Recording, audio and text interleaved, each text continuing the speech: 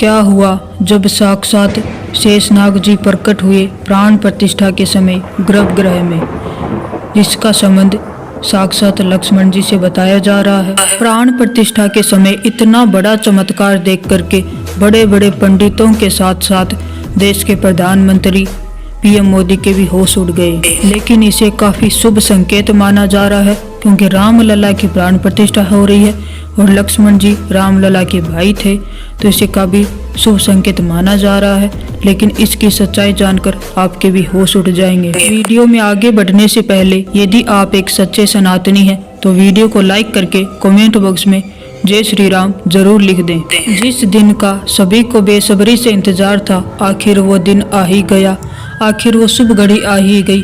अब अयोध्या एक इतिहास रचने के बहुत ही करीब है। पीएम मोदी, सीएम योगी तथा अन्य पंडितों सहित सभी गर्भगृह में उपस्थित हैं तथा प्राण प्रतिष्ठा का कार्यक्रम चल रहा है। आपको बता दें कि रामलला की प्राण प्रतिष्ठा के लिए 84 सेकंड का शुभ मुहूर्त निकाला गया है, जिसमें उनकी प्राण प्रतिष्ठा होगी। अब तक प्रभु श्री रामलला ने सबको दर्शन दिए, लेकिन अभी प्राण प्रतिष्ठा का कार्यक्रम चल रहा है, इसीलिए अभी प्रभु के दर्शन बंद रहेंगे और 23 जनवरी को फिर से दर्शन होने शुरू हो जाएंगे। आज हमारे रामलला की प्राण प्रतिष्ठा हो जाएगी। इस आंदोलन में पूरा भारत झुलसा था। सैकड़ों कार सेवकों ने अपनी आहुति दी थी। बहुत से लोगों ने काफी वर्षों से संघर्ष किया था, तब जाकर के आज हमें ये मंदिर मिला है। 21 जनवरी को ही इस कार्यक्रम में जिन जिन को निमंत्रण मिला है वो सब शामिल हो गए हैं।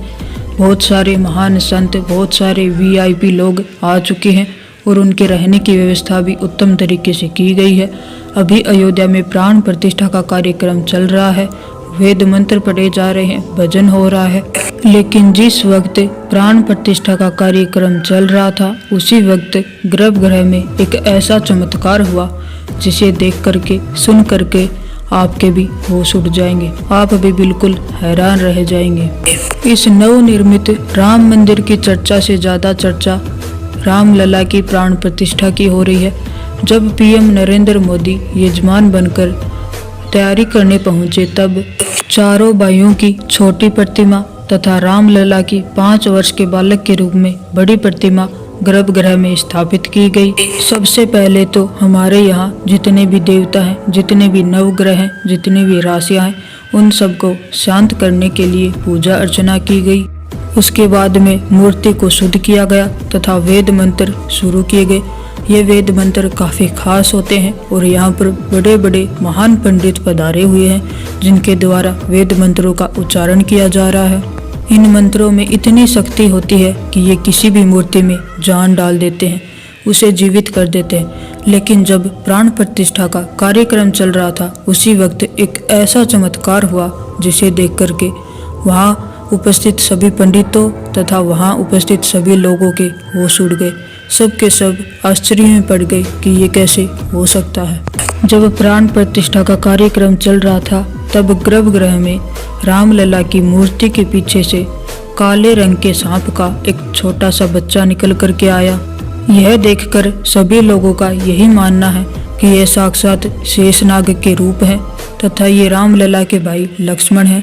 सभी ने उनको प्रणाम किया तथा उनको सुरक्षित तरीके से राम मंदिर के बाहर परिसर में छोड़ दिया गया। लेकिन सबके मन में एक ही सवाल था कि गर्भगृह की सुरक्षा बहुत ही कड़ी है, वहाँ पर कोई भी जीव जंतु इतनी आसानी से नहीं आ सकता है, तो फिर रामलला के चरणों से ये काले रंग का सांप कहाँ से आया? क्या यह सांप किसी चमत्कारिक रूप से अचानक प्रकट हुआ है? फिर इसे शुभ संकेत मान करके प्राण प्रतिष्ठा का कार्यक्रम दोबारा शुरू किया गया। अब सभी को बेसब्री से इंतजार था उन 84 सेकंडों का, जिन 84 सेकंडों में प्रभु रामलला की प्राण प्रतिष्ठा होनी थी, वो जीवित होने वाले थे। इन 84 सेकंडों में काफी शुभ मुहूर्त देखा जाता है, जिसमें अभिजीत मुहूर्त होता है। जैसे ही वह 84 सेकंड का समय आया, तब बड़े बड़े ज्योतिषाचार्यों द्वारा प्रभु रामलला की आंखों पर बंधी पट्टी को खोल दिया गया। जैसे ही पट्टी को खोला गया तो प्रभु श्री राम की आंखों के सामने लगे कांच अपने आप टूट गए। कहने का अर्थ उस समय रामलला की प्राण प्रतिष्ठा हो गई। उस मूर्ति में जान आ गई। मूर्ति चाहे पीतल की हो, धातु की हो लकड़ी की हो, जब तक उसमें जीवन नहीं डाला जाता है तब तक वह पूजनीय नहीं होती है। यदि किसी मूर्ति की प्राण प्रतिष्ठा नहीं की जाती है तो वह मंदिर में रखी हुई मूर्ति दुकान में रखी हुई मूर्ति के समान ही होती है।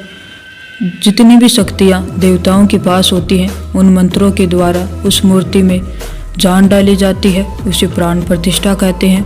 अब सवाल उठता है कि प्राण प्रतिष्ठा के समय यदि आम जनता रामलला के दर्शन नहीं कर सकती है तो उनके लिए मंदिर के पट कब खुलेंगे, कब वो दर्शन कर सकेंगे।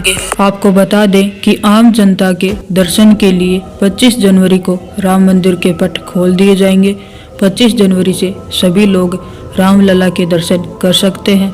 आपको बता दें कि रामलला के दर्शन के लिए आपको विभिन्न दस्तावेज लाने होंगे, जिनमें सबसे पहले नंबर पर आधार कार्ड है तथा देश के अलग अलग प्रांतों में रहने वाले लोगों को भी न्योता भेजा गया है। प्रतिदिन 25,000 लोग प्रतिदिन दर्शन करेंगे। उनके ठहरने के लिए, खाने पीने के लिए राम जन्मभूमि क्षेत्र ट्रस्ट के द्वारा व्यवस्था की गई है। यह व्यवस्था बिल्कुल फ्री में है और काफ़ी उत्तम व्यवस्था है। अब हम आपको इस नवनिर्मित राम मंदिर की कुछ ऐसी हैरान कर देने वाली बातें बताएंगे जिनके बारे में आपको अब तक बिल्कुल भी नहीं पता होगा। मंदिर का निर्माण प्राचीन नागर शैली में किया गया है। यह आधुनिक टाइप का मंदिर बिल्कुल भी नहीं है।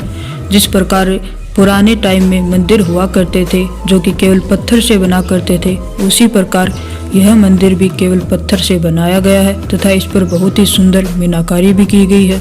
आपको बता दें कि यह मंदिर डिजाइन संरचना के आधार पर भारत का सबसे बड़ा मंदिर है।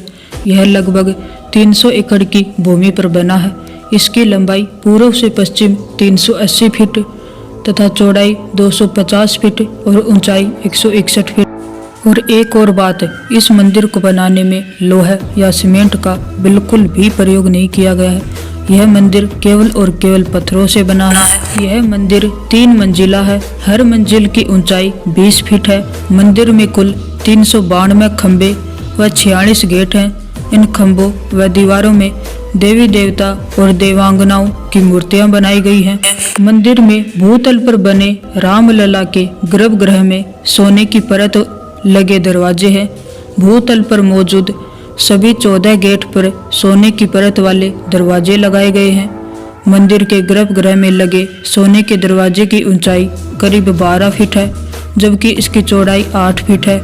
मंदिर में कुल 46 दरवाजों में से 42 पर 100 किलोग्राम सोने की परत चढ़ाई जाएगी।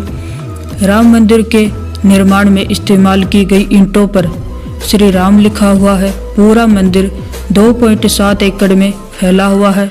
भूतल भगवान राम के जीवन को दर्शाता है, जबकि पहली मंजिल पर भगवान राम के दरबार की भव्यता होगी। मंदिर के 2000 फीट नीचे गाड़े गए टाइम कैप्सूल में मंदिर, भगवान राम और अयोध्या के बारे में प्रासंगिक जानकारी अंकित की गई है। ऐसा आने वाली पीढ़ियों के लिए मंदिर की पहचान संरक्षित करने के मकसद से किया गया है, ताकि आने वाले समय में सब लोग जान सके अयोध्या के इस नवनिर्मित राम मंदिर का इतिहास, कि राम जी कौन थे, यह मंदिर किस प्रकार बना, ये सारा इतिहास। तो आपका रामलला के दर्शन करने तथा अयोध्या जाने का क्या प्लान है, हमें कमेंट बॉक्स में ज़रूर बताइएगा। और आप भी रामलला के दर्शन अवश्य करके आइएगा। आप सभी को जय श्री राम। तथा एक और बात, आज 22 जनवरी है, तो आज हमारे रामलला की प्राण प्रतिष्ठा हो चुकी है। तो इस खुशी में सभी देशवासी दिवाली मनाएंगे। तो आप भी अपने घर पर एक दीपक श्री राम के नाम का जरूर जलाइएगा और हो सके तो पूरे घर को रोशनी से जगमग कीजिएगा, क्योंकि काफ़ी सालों के कड़े संघर्ष के बाद हमारे रामलला वापस आए हैं। तो इस खुशी में दीपक जलाना तो बनता ही है। आप सभी को जय श्री राम।